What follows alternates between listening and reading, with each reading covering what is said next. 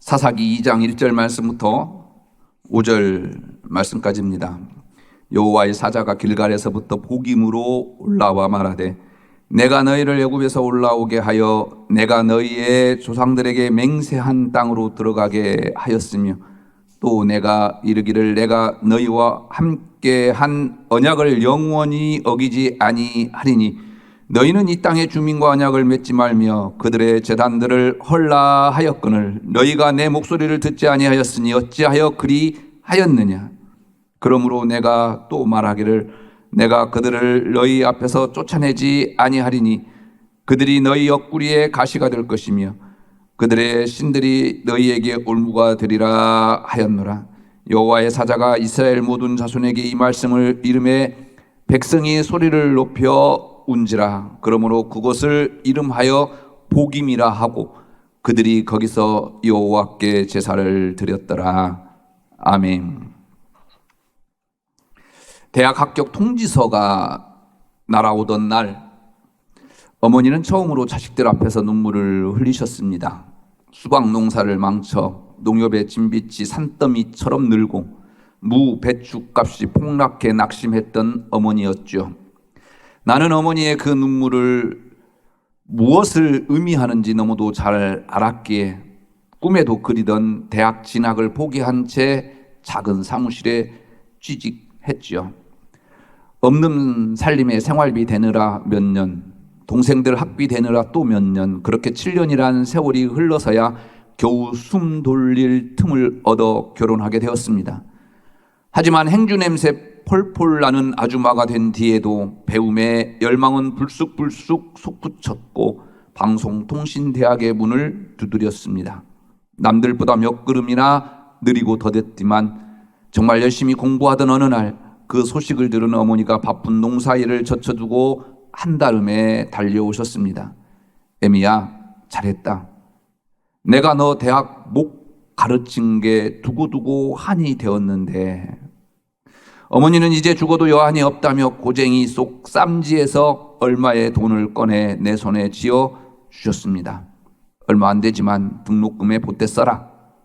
나는 그 돈이 어머니가 환갑 때 받은 가락지를 판 돈이라는 걸 잘 알고 있었기에 극구 사양했지만 어머니는 막무가내셨고 어머니는 내가 그 돈을 받은 뒤에야 생전 처음으로 시집간 딸네 집에서 하룻밤을 묵어 가셨습니다. 결혼한 지 6년이 지나도록 잠은커녕 밥 한 공기에도 면목이 없다며 미안해하던 어머니는 그날 밤 비로소 무거운 짐을 벗어놓은 듯 마음이 편해지신 것입니다. 어머니가 내려가신 날 나는 한없이 눈물을 흘렸습니다. 여러분들 이야기이기도 하지요. 살면서 흘려야 할 눈물이 있습니다. 삶에 지쳐 흘리는 눈물, 기쁨과 감동으로 흘리는 눈물. 기쁨의 눈물만이 아니라 삶에 지치고 허덕였던 눈물도 결코 헛된 눈물이 아닙니다.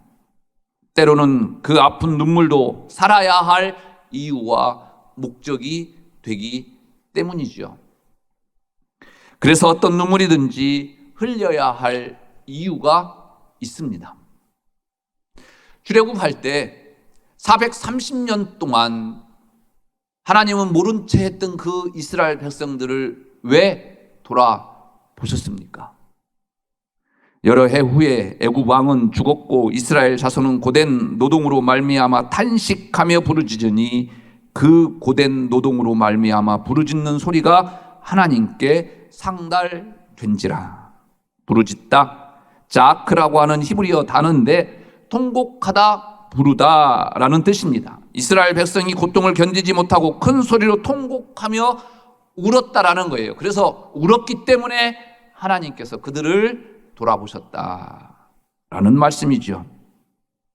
출애굽한 이스라엘 백성들이 홍해 앞에 서 있습니다. 그들 뒤를 애국 군대가 쫓아옵니다. 이스라엘 백성들은 하나님께 비명을 질러댑니다. 모세도 이스라엘 백성들과 함께 하나님 앞에 죽겠다고 소리 지릅니다. 이러한 모세에게 하나님은 너는 어찌하여 내게 부르짖느냐 말씀하십니다. 앞으로 가라 말씀하시면서 지팡이를 들고 손을 바다 위로 내밀어 그것을 갈라지게 하라. 이스라엘 백성들이 마른 땅을 건너가게 될 것이다 말씀하시죠. 왜 이들에게 홍해가 갈라지는 기적이 일어났습니까? 울었기 때문입니다. 하나님 앞에 부르짖었기 때문에 그렇습니다. 그래서 그 하나님께서 들으셨기 때문입니다.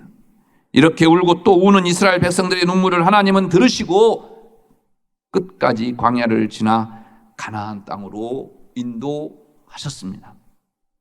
다윗이 다윗 때문, 넓은 영토와 막강한 군사력 때문이었습니까? 지금까지 조공을 바치다가 조공을 바치는 나라가 많아져서 조공을 받는 나라로 바뀌었기 때문에 다윗이 다윗 때문입니까? 아니요. 막강한 힘과 권력으로 신하의 아내 밧세바를 범하고 충신 우리아를 죽였을 때 하나님께서 나단을 보내서 꾸짖는 그 하나님 앞에 무릎 꿇고 눈물을 흘렸기 때문이 아닐까요? 저는 다윗의 인생에 있어서 가장 클라이막스가 바로 이 하나님 앞에 눈물을 흘리며 회개했을 때가 아닌가 생각이 듭니다. 그 눈물이 강하고 높은 권력 위에 있는 다윗보다 더 다윗되게 한 이유입니다. 베다니 나사로의 무덤 앞에서 예수님은 눈물을 흘리시죠. 마리아와 마르다가 오빠의 죽음 앞에서 눈물을 흘리시는 것을 보신 주님은 그들의 눈물을 보시고 우신 것입니다. 그리고 말씀하십니다.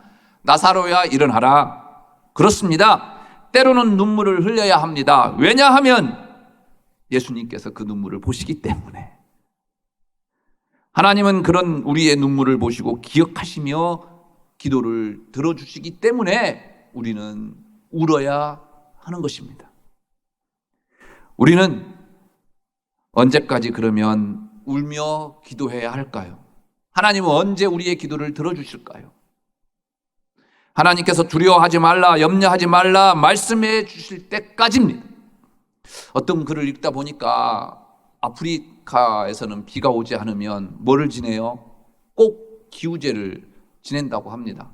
그런데 공교롭게도 기우제만 지내면 비가 와요. 장로님 왜 그럴까요? 왜? 하나님을 믿지도 아니하는 헛된 우상을 믿는 이 아프리카 사람들이 기우제만 지내면 비가 오는 걸까요? 장로님 왜 그럴까요? 비가 올 때까지 기우제를 지내니까. 그러니까 비가 오는 거지요. 하물며 우리는 누구를 믿습니까? 하나님을 믿죠. 하나님을 믿는데 이 하나님이 아닌 헛된 우상 앞에 끈질기게 기우제를 지내는 그 사람들보다 못해서야 되겠습니까? 다시 한번 여러분들 기도 제목을 상기하면서 그 하나님 앞에 기도하시기를 바랍니다. 우시기를 바랍니다. 응답하실 때까지 우십시오. 그러면 하나님께서 더 크게 하나님의 뜻대로 여러분들의 기도를 인도해 주실 줄로 믿습니다. 본문은 타락과 구원의 악순환이 계속되던 사사시대의 역사적 영적 배경을 이야기하는 사사기의 서론 1장 1절에서 3장 6절 가운데 있는 말씀이지요. 본문에도 이스라엘 백성들이 웁니다. 하나님은 이스라엘 백성들에게 가나안 땅에 들어가면 반드시 해야 할 일 한 가지를 말씀하시죠. 가나안 족속들을 다 몰아내라. 결코 그들과 함께 살아서는 안 된다라고 말씀하십니다. 그들은 가나안 토착민들로서 하나님을 알지 못하는 자들이었고 그들은 우상을 섬겼습니다. 만약 이들을 몰아내지 못하면 하나님만 섬기는 이 이스라엘 백성들이 그들을 본받아서 하나님을 모른다 할까 두렵고 또 하나님 앞에 벌을 받을까 싶어서 하나님은 이유 없이 가나안 족속들을 몰아내라고 말씀하십니다. 만약 이들을 몰아내지 못하면 이스라엘 백성들이 가나안에 대한 정보나 경험이 없었기 때문에 그들을 따라할 수밖에 없었을 것입니다. 그래서 하나님은 그들이 가시가 될 것이라고 말씀하면서 반드시 축출하라 말씀하셨습니다. 그러나 이스라엘 백성들은 그들과 함께 동화되어 살아가요. 그리고 그들이 섬기던 우상을 섬깁니다. 우상을 섬기는 우리는요, 도저히 이해할 수가 없지요. 그 하나님의 놀라운 기적들을 본 사람들이 어떻게 우상을 섬길 수 있을까? 그러한 의아심을 갖게 되고 의구심을 갖게 되는데요. 생각해 보십시오. 이들은요, 430년 동안 종살이만 해왔어요. 가나안 땅 한 번도 밟아보지도 않았고요.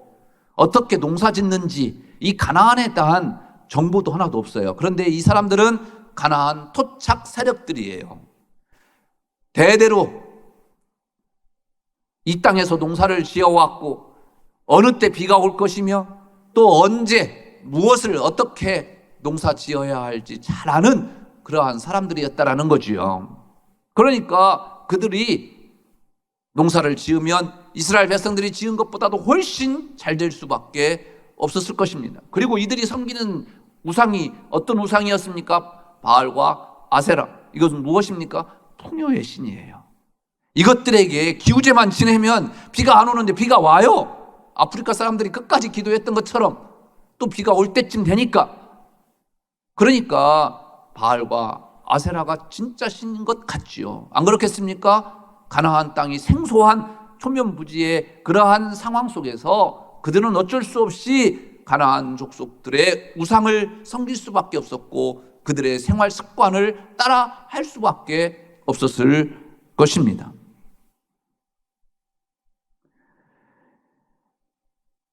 이것을 하나님의 사자가 지적하면서 책망하지요. 이에 이스라엘 백성들이 소리 높여 웁니다. 그래서 그곳 이름을 오늘 본문에 나온 대로 보김이라 하였더라. 우는 자라는 뜻으로 이름을 지었습니다. 본문 1, 3절에 여호와의 사자가 하나님과의 언약을 저버리고 우상을 섬기니 그 우상이 너희의 가시가 될 것이다 라고 경고하는 내용입니다. 앞서 말씀드렸듯이 가나안 땅에 들어가면 가나안 족속들을 모두 몰아내라고 말씀하셨지만 가나안 족속들과 화친을 맺고 그들이 섬기던 우상을 섬깁니다. 본문이 기록될 때는요, 사사시대 초기입니다. 여호수아의 인도로 가나안을 정복했습니다. 그러나 여호수아가 죽은 후에 지도자가 없었습니다. 그러니 사람들은 하나님을 떠나 악을 행하고 우상을 섬깁니다. 이 상황을요, 오늘 본문 말씀 바로 직후 7절에 이렇게 기록합니다. 백성이 여호수아가 사는 날 동안과 여호수아 뒤에 생존한 장로들 곧 여호와께서 이스라엘을 위하여 행하신 모든 큰 일을 본 자들이 사는 날 동안에 여호와를 섬겼더라. 여호수아가 살아있는 동안 또 하나님이 누군지 직접 체험한 그 세대까지는 하나님 앞에서 잘 하나님을 섬겼는데 어떻게 됐다라는 거예요. 그들이 죽은 후에는 하나님을 떠났더라.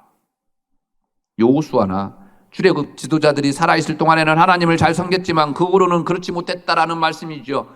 그래서 영적인 지도자가 중요한 거예요. 요즘 해외의 가장 한 이슈가 무엇입니까? 아프가니스탄 이야기죠. 다시 이슬람 급진주의자들 탈레반이 수도 카불을 점령했습니다. 수많은 국민들이 아프가니스탄을 빠져나가려고 대혼란을 겪고 있어요. 날아가는 비행기를 붙잡고 살아보겠다고 하다가 떨어지는 영상 보셨어요? 그 공항 철책, 가시 철책선 그 위에로 자기 아들만큼은 자기 딸만큼은 자기 아기만큼은 살려보려고 그 미군들 손에 쥐어주는 그 모습 보셨습니까? 처참하더라고요. 나라가 얼마나 소중한지요. 새삼 깨닫습니다. 이러한 상황에서 대통령이 내게 차에 현금을 꽉꽉 채워서 나라를 버리고 도망갔다라는 소식을 접했습니다. 이런 대통령이니 어마어마한 미국의 원조에도 불구하고 탈레반에게 나라를 내주었겠죠. 지도자 한 사람이 얼마나 중요한지 모릅니다. 그래서 우리가 이 나라를 위해서, 대통령을 위해서 기도해야 할 이유입니다. 우리가 왜 지금 대선을 앞에 두고 촉각하고 있습니까? 촉각을 곤두세우고 있습니까?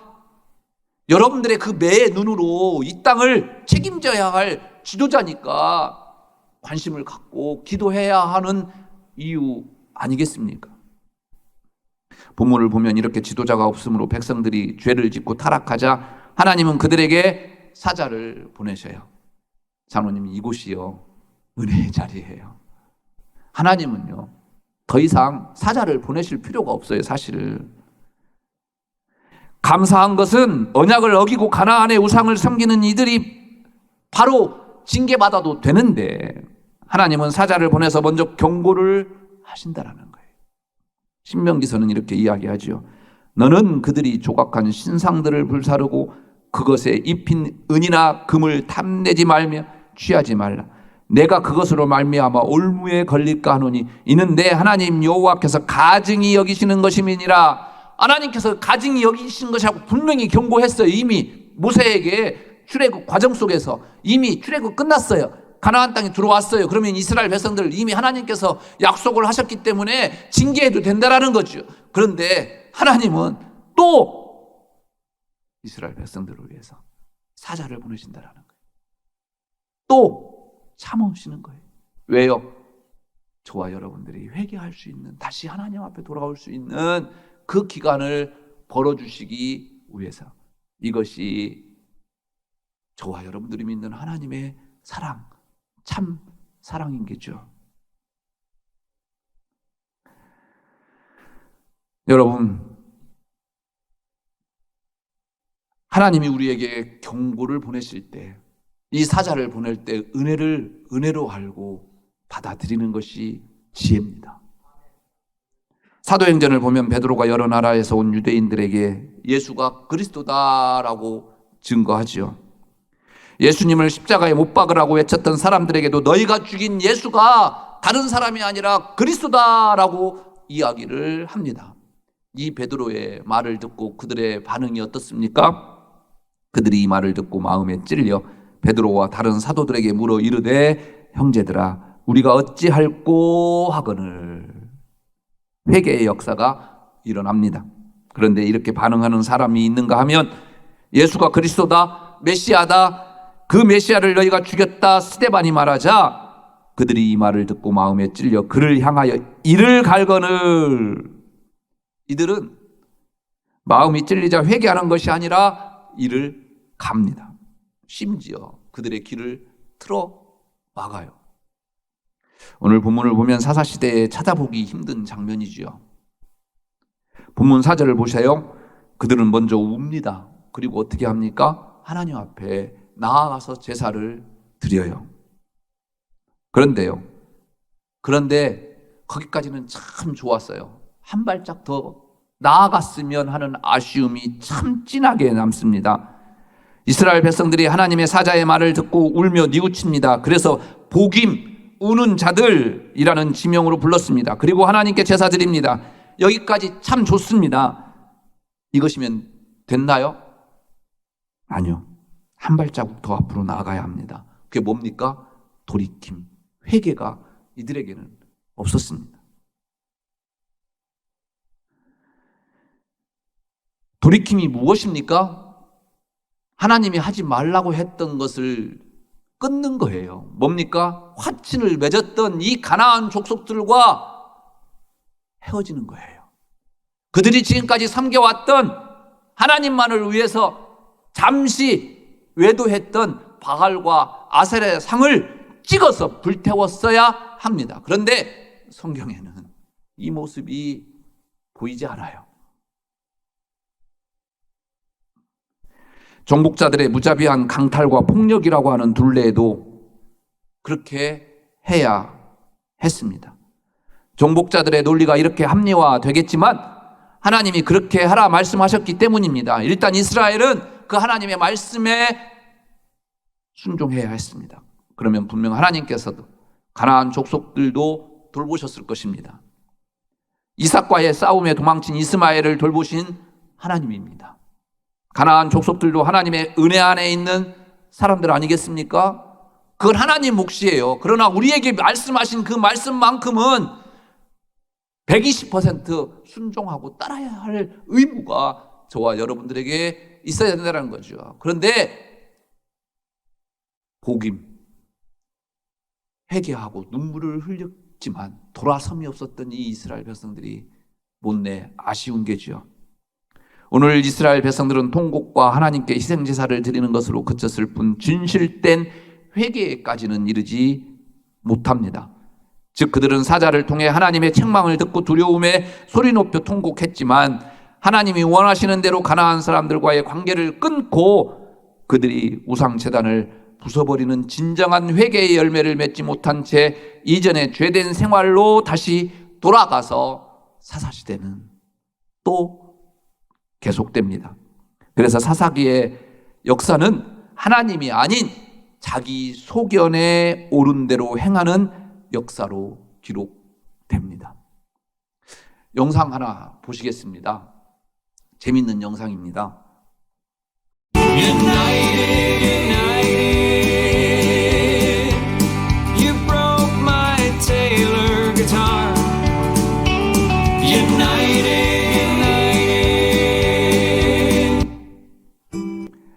캐나다 가수인 데이브 캐럴이 유나이티드는 내 기타를 깨부수고 있네. 유나이티드 브레이크 기타스라고 하는 노래예요. 2007년 3월 캐나다에서 미국으로 공연을 가기 위해서 유나이티드 항공을 이용했습니다. 이륙 직전 그는 창너머를 이렇게 보는데 수화물 운반 직원이 자신의 기타 케이스를 막 내던지는 모습을 보아서 승무원에게 이야기를 했어요. 묵살당했습니다. 미국에 도착해서 케이스를 열어보니까 기타에 목이 잘라진 거예요. 공연을 해야 되는데. 그래서 공연 일정 때문에 그는 3일 후 파손 신고를 했고 유나이티드 항공은 24시간 이내 신고라고 하는 규정을 내세워서 보상을 거부했습니다. 캐럴은 억울함을 호소하면서 이후 9개월간 항공사에 보상 요청을 했지만 항공사는 무성의한 답변을 보내왔습니다. 본사에서 화물 수송 규정을 어긴 것이 아니기 때문에 파손에 대한 보상의 의무가 없습니다. 화가 난 이 캐럴은요, 그들과 법적인 싸움을 싸워봤자 자기가 이길 것이라고 생각을 안 해서 종음악가 여러분들에게 틀어준 그 노래를 재미있게 해서 불렀던 거예요. 그리고 유튜브에 올랐습니다. 유튜브에서 인기를 끌면서 3일 만에 100만 뷰를 넘었고 입소문이 타면서 700만 뷰까지 올라갔습니다. 항공사가 난리가 났습니다. 많은 사람들의 비난 속에 주가가 곤두박질 쳐서 엄청난 손실을 보게 된 겁니다. 결국 유나이티드 항공은 그를 찾아가서 수리비를 보상하고 물론 수화물 파손 규정까지도 고쳤다고 합니다. 돌아설 때 돌아서야 되고 경고할 때 받아들여야 하는 것입니다. 공자는 군자의 덕목 가운데 불이과라는 말을 합니다. 같은 실수를 2번 하지 않는다라는 말이죠. 크고 힘있고 강하다고 해서 자신의 실수를 외면하고 덮어두려고 하면 안 된다라는 것입니다. 불이과를 지키지 못하고 약자에 대한 실수와 잘못을 반복하면 그 대가를 치를 날이 분명히 있을 것이다 라는 것입니다. 요즘 그 어느 때보다도 걱정이 많습니다. 저는 오늘 말씀을 준비하면서 바로 지금이 하나님께서 보내시는 사인이 아닐까 늘 생각해 봅니다. 복임만으로는 안 됩니다. 복임 앞에서 한 걸음 더 나아감이 필요할 때입니다. 우리에게 부족한 것이 무엇이고 하나님 앞에 돌아서야 할 일이 무엇인지 깊이 생각해보고 그 어느 때보다도 하나님의 자비를 구해야 할 때가 아닌가 생각이 듭니다. 좋은 찬양이 있어서 이 찬양 들으면서 설교를 마치려고 합니다. 주여 자비를 베푸소서라는 찬양입니다.